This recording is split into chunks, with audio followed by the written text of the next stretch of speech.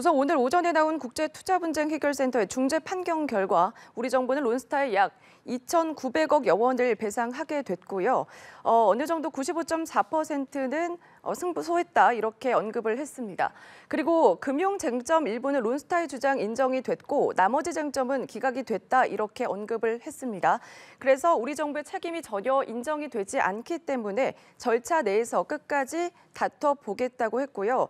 그리고 이 정보 공개와 관련해서는 알 권리 보장을 위해서 계속해서 정보 공개를 하겠다 이렇게 언급을 했습니다. 네, 자세한 결과 분석 그리고 앞으로 파장까지 최원목 이화여대 법학전문대학원 교수와 이야기를 나눠보겠습니다. 네, 안녕하십니까? 네, 안녕하세요. 네, 우선은 저희가 브리핑을 먼저 보고 왔거든요. 우선은 교수님께서 어떻게 보셨는지 먼저 말씀을 해주시죠. 네, 뭐 그간의 경위나 이런 거를 상세하게 설명한 것 같고요. 뭐 배상 금액이 적게 나온 이유도 뭐 충분히 설명이 된 것 같습니다만은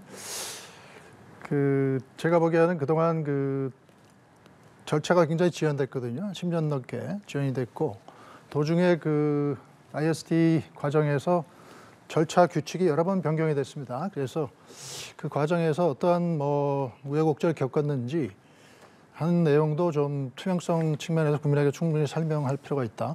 왜 이렇게 지연된 건지. 왜냐하면 지연된 것이 배상 금액이 적게 나왔다는 게 중요한 게 아니고 지연되면 될수록 소송 비용은 더 늘어나거든요. 변호사 선임 비용이나 또 이자가 늘어나고 법정 관리 비용이라는 게 있습니다.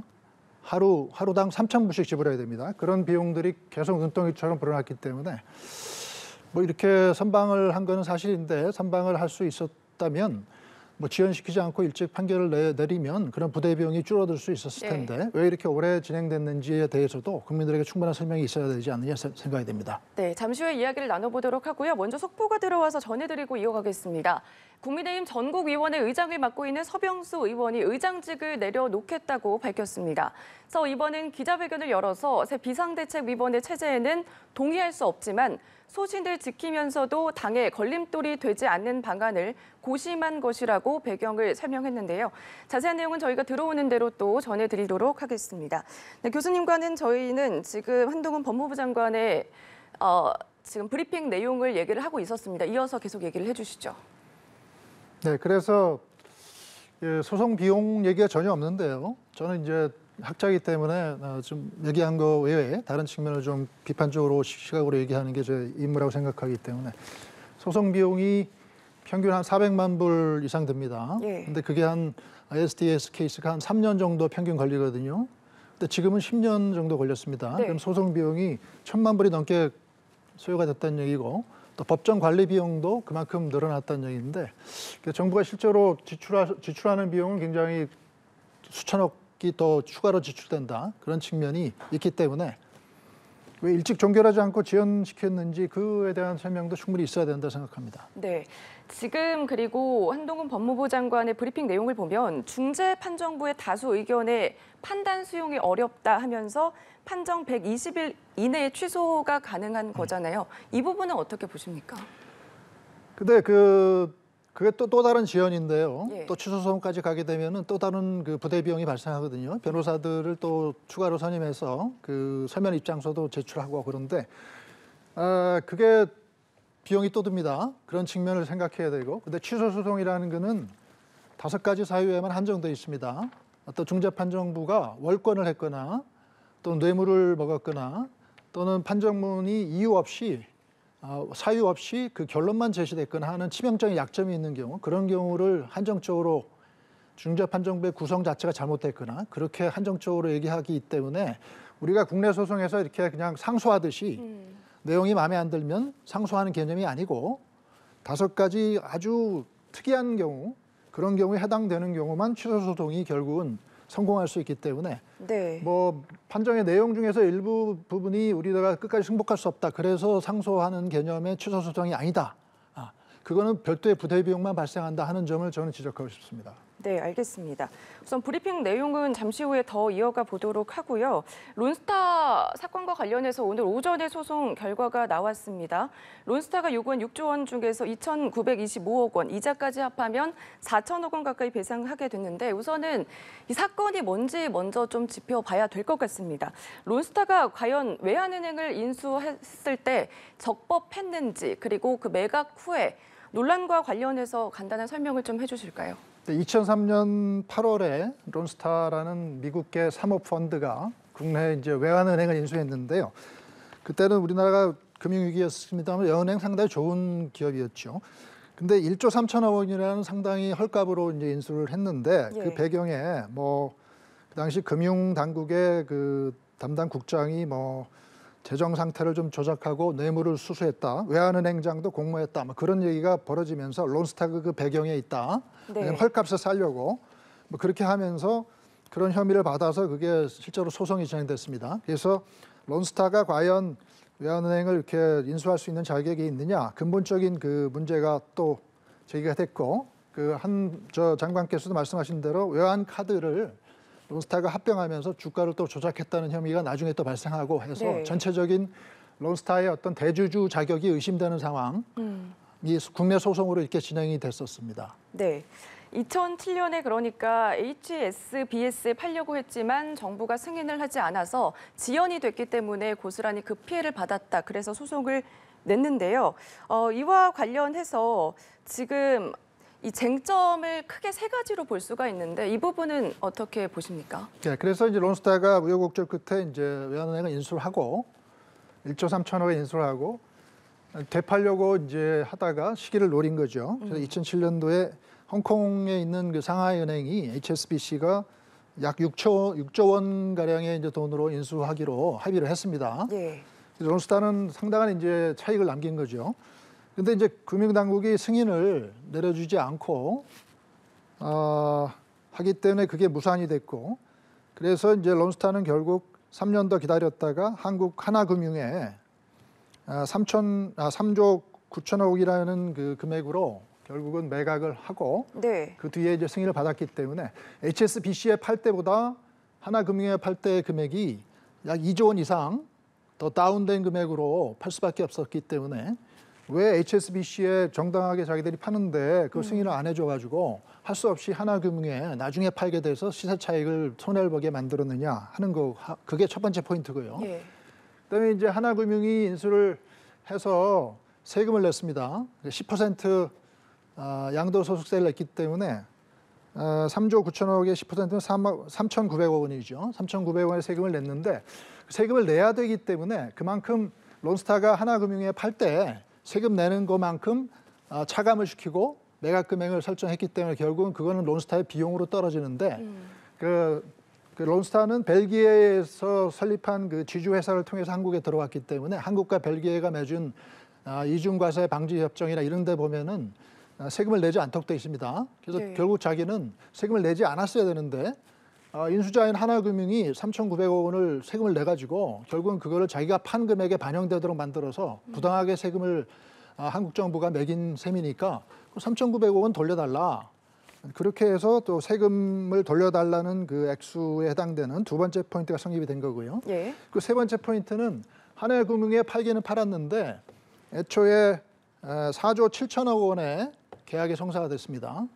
근데 금융당국이 그거는 좀 높다. 그거는 뭐 한국이 좀 수용할 수 없을 것 같다. 뭐 그런 압력을 행사했다고 론스타는 주장합니다. 그래서 가격을 좀 다운시켜라. 그래서 결국은 3조 9천억 원에 성사가 된 승인이 난 거니까 4조 7천억이 3조 9천억 원으로 줄어들었으니까 그 8천억 원에 해당되는 비용도 결국은 부당하게 한국 정부의 개입에 의해서 손해를 본 거니까 그거를 돌려달라. 그래서 세 가지 포인트가 성립이 됐습니다. 네, 세 가지 포인트를 짚어주셨는데 일각에서는 론스타에 대한 과세와 관련해서 한국에서 소송을 냈는데 이 부분은 론스타가 일부 패소를 했기 때문에 지연 여부에 대한 과실만 인정을 한 거다 이런 입장도 나왔거든요. 네. 어떻게 보십니까, 이 부분은? 그래서 이제 법무부에서 나온 보도자료, 저는 원문을 사실은 아직은 발표가 안 됐기 때문에 못 봤습니다. 정말 보도자료에 의하면은 과세 부분은 우리 정부가 승소를 했고요, 완전히. 예. 그래서 비록 론스타가 벨기에 회사긴 하지만 우리나라에서 영업을 했기 때문에 페이퍼 컴퍼니에 대한 과세는 정당하다. 그래서 결국은 승인을 받았고,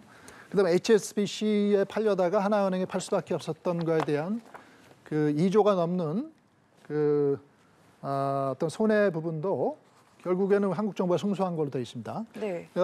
패소한 유일한 거는 세 번째 포인트인 애초에 하나금융에 4조 7천억 원으로 팔려고 했는데 정부가 그 높다고 하면서 다운해라 그래가지고 3조 9천억에 팔아서 8천억 원 정도의 손해를 봤는데, 그것도 그 당시 이제 뭐 형사 사건이 주가 조작이나 뭐 이런 형사 사건이 론스타에게 이렇게 있었기 때문에 그거에 대한 이제 심사를 하느라고 기간을 좀 지연시키고 이러면서 그 결과를 보고 정부가 판단하려고 했고, 그 결과로 주가가 자연스럽게 다운된 네. 그 회사의 주가가 다운된 걸 반영해서 3조 9천억 원을 정부가 이렇게 승인하겠다고 얘기한 거기 때문에 서로 이렇게 책임 비율이 한 50대 50으로 보는 것 같아요. 그래서 네. 완전히 8천억 원을 배상 판정이 난 게 아니고 일정한 그 책임을 론스타에도 인정해서 결국은 그 배상 액수가 2,800억 원인가요? 그렇게 결정이 된 걸로 네. 그렇게 지금 보도 자료에 의하면 나와 있습니다. 네, 판결과 관련된 브리핑도 저희가 듣고 왔지만요. 그렇게 본다면 ISDS의 판결,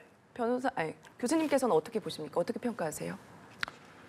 뭐 그 지금 현대적인 경향이 사실 이런 먹튀 자본이라고 할까요? 이런 자본들이 국제적으로 많은 행포를 악영향을 미치죠. 그래서 과세 부분 이런 거 어디 페이퍼 컴퍼니로 이름만 걸어놓고 영업을 하면서 돈도 안 내고 세금도 안 내고 이런 거를 단순히 그 페이퍼 컴퍼니로 걸어놓은 나라와 그 자기 활동지와 무슨 과세 방지, 이중 과세 방지 협정이 돼 있다. 그런 것 때문에 과세를 하지 않아요. 그런 식의 논리는 현대적인 경향에 바람직하지 않기 때문에 실질적인 영업을 한 측면을 중시해서 한국 정부가 거기에 대해서 과세를 한 거는 타당하다. 그렇게 판정낸 거는 국제적인 추세를 따라가는 거고 환영할 만한 일이라고 생각하고요.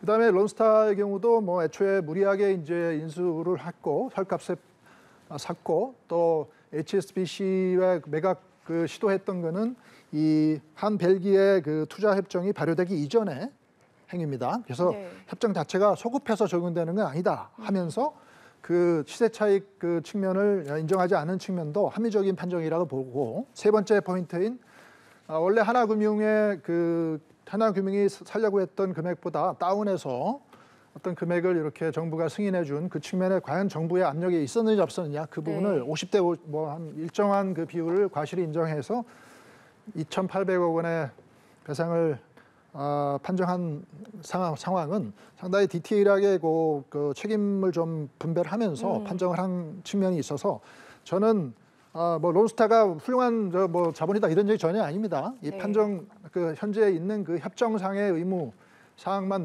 내놓고 보면 상당히 합리적인 판정이 내려진 게 아니냐 하는 상당히 긍정적으로 판단하고 있습니다. 네, 브리핑에서도 봤듯이 지금 판정과 관련해서 취소 신청을 하고 집행정지를 검토해서 추진해 나가겠다 이렇게 밝혔거든요. 네. 그렇게 된다면 론스타가 일부 승소는 했지만 론스타 입장에서도 지금 6조 원, 제시한 금액이 6조 원이었기 때문에 취소 소송을 할 수도 있다. 이 부분은 어떻게 보세요? 네, 그 가능하고요.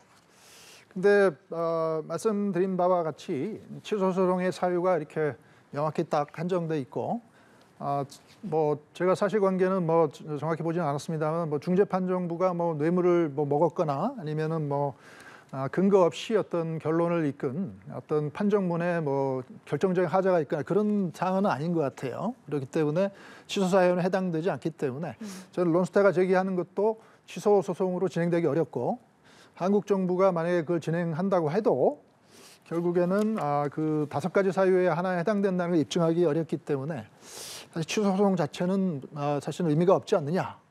소송을 제기할 필요가 없다. 오히려 부대 비용만 좀 더 늘어날 수 있다. 이렇게 저는 판단하고 있습니다. 네, 그렇게 된다면 지금 배상금과 관련해서는 더 지연이 되고 취소 소송을 할 거기 때문에 그건 나중 일로 보게 되는 거예요. 그렇다면? 아닙니다. 취소 소송을 제기하게 되면 네. 최종 판정이 아직 나지 않은 거기 때문에 나중에 이제 배상해도 되는데, 그럴 경우에 부대 비용을 이제 감수해야 되는 측면이 있고, 그래서 취소 소송을 하지 않고 지금 난 그 판정을 확정적인 최종 판정으로 우리가 승인을 하면서 받아들이게 되면 이제 배상을 해야 될 의무가 바로 발생하겠죠. 예. 그 두 가지 초이스에 한국 정부가 기로에 서 있는 것 같습니다. 알겠습니다. 지금 이 론스타 사건과 관련해서 인수했던 승인 그리고 매각 과정과 관련해서 책임론이 누구이냐 이 얘기도 계속 나오고 있거든요. 네. 이 부분은 또 어떻게 평가하시는지요? 그래서 이제 판정 내용이 상당히 메이저 포인트들은 저희가 승소를 했기 때문에 HSBC의 매각 승인을 거부한 거라든지 과세 문제라든지 그에 대한 이제 정당성은 인정받은 거고요. 그래서 그 문제 일단락 됐는데 그 세 번째 포인트인 어떤 하나금융의 그 대한 매각 금액을 좀 다운시키도록 정부가 과연 압력을 행사해서 그 부분에 대한 일정한 과실을 중재판정부가 인정한 셈이 되니까 정부가 좀 이렇게 민간 회사나 이런 데 이렇게 개입을 해서 그 계약 내용을 좀 수정하도록 그렇게 압력을 행사하고 뭐 그런 관행은 사실은 국제 수준에 맞지 않는다. 국제적인 일반적 기준에 맞지 않는다는 게 이번 확인되기 때문에. 근데 우리나라가 사실 정부와 어떤 금융당국, 금융회사나 뭐 저희 은행이나 이런 데 상당히 가까운 위치에 있습니다. 그래서 그런 데 대한 어떤 전통적인 관행이라 그럴까요? 뭐 이런 게 있다면은 이번 기회에 좀 고칠 필요가 있어서 그런 부분을 수정할 필요가 있고요. 또 다른 중요한 포인트는 제가 서두에 말씀드린 바와 같이 그렇게 상당한 그 마이너 포인트만 우리가 패소할 상황이었으면 절차를 빨리빨리 진행해서 부대 비용을 최소화하는 게 중요했었을 텐데 상당히 절차가 아주 익셉셔널리 아주 예외적으로 지연이 됐습니다. 예. 뭐 중재의장이니 중간에 뭐 사임하고 이런 게 발생했다고는 얘기를 하는데 첫 번째 의장이 사임하기까지 7년이 걸렸습니다.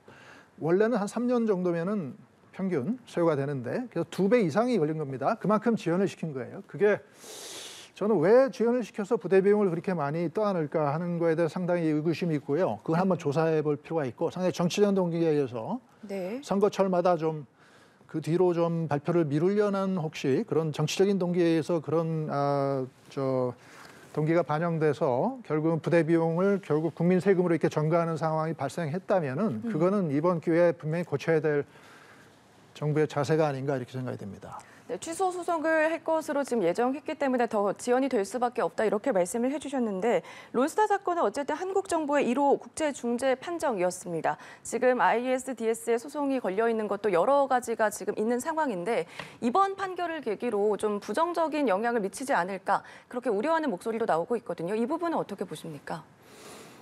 네, 뭐 삼성물산과 제일모직 합병에 대해서 정부가 부당하게 개입해서 TS 엘리엇이라는 그 투자 회사가 삼성에 상당한 그 지분을 갖고 있거든요. 그래서 자기들이 주가 떨어져서 손해를 봤다. 그런 사건도 지금 계류돼 있고요. 그 커다란 사건입니다. 예. 그다음에 뭐 이란 중앙은행이 그 한국 정부를 상대로 또 제소를 한 게 지금 계류돼 있습니다. 한국이 이란으로부터 원유를 수입하는데 원유 수입 대금을 갚지 않는데 그 이유는 물론 이제 미국이 이란에 대한 제재를 하니까 그 수입 대금을 한국은행이 이제 동결을 시켜버렸는데 그것도 한 70억 달러 정도 되는 게 걸려 있고 그래서 사실은 요즘 그 안보에 대한 위협도 있고 해서 상당히 그 기업들에 대한 정부의 제재 이런 게 늘어나고 있고 그런 것들이 상당히 ISDS에 이렇게 걸릴 가능성이 있습니다. 예. 그래서 우리 정부가 이 차제에 전체적인 그 투자 보좌 협정이나 또는 FTA의 투자 챕터 이런 거를 일괄적으로 손을 봐서 정말 위험성 있는 사항은 과감하게 개정을 해 나가야 됩니다. 그래서 특히 론스타 케이스처럼 사실 론스타 케이스가 발생할 수 있었던 이유는 그 미국과 한국 간에는 그 ICA를 제기할 수 없었어요. 왜냐하면 한미 FTA 발효 이전이니까 네. 이게 제기된 게. 유일하게 할 수 있는 게 벨기에와 한국이 맺은 그 투자 협정이 있는데 거기에 이렇게 ISDA를 제기할 수 있는 조항이 있어가지고 그 론스타가 벨기에에다가 어떤 그 페이퍼 컴퍼니를 세워놓고 그걸 통해서 한국을 들어와서 했기 때문에 결국 자기는 벨기에 회사다 하면서 이 소송을 제기한 거기 때문에 이렇게 시달린 거거든요. 그래서 그런 식으로 남의 나라다 해놓고 실질적인 영업은 한국에서 하면서 그걸 ISDA로서 이렇게 걸어서 자기의 좀 그 이익을 좀 취하려고 하는 그런 행위를 막기 위한 페이퍼 컴퍼니를 견제하는 ISDS 제소 적격을 부인하는 조항들이 현대적인 FTA는 다 들어가 있습니다. 그래서 그런 것들이 우리나라가 맺은 대부분의 FTA 과거에 맺은 거는 다 없어요. 그래서 그런 거를 이렇게 개정해서 손을 보는 그래서 이런 케이스가 사실은 국제적으로 사실은 한국의 위상을 말해주는 건데 이런 걸 방지할 수 있는 장치들을 하루속히 마련하는 게 필요하다. 그런 의미에서 빨리 이 소송이 마무리됐었더라면 그 작업을 바로 할 수 있었을 텐데 이게 지연되는 바람에 그 작업이 이제야 좀 시작될 수 있다는 게 상당히 안타깝다 하는 말씀을 드리겠습니다. 네, 알겠습니다. 론스타와 관련한 지금 판정 브리핑까지 함께 듣고 오셨고요. 저희가 조금 전에 이제 브리핑을 연결하는 과정에서 장효인 기자의 리포트를 끊고 들어갔습니다. 이 부분은 양해 말씀 드리겠습니다. 네, 지금까지 최원목 이화여대 법학전문대학원 교수와 이야기 나눠봤습니다. 고맙습니다. 네, 감사합니다.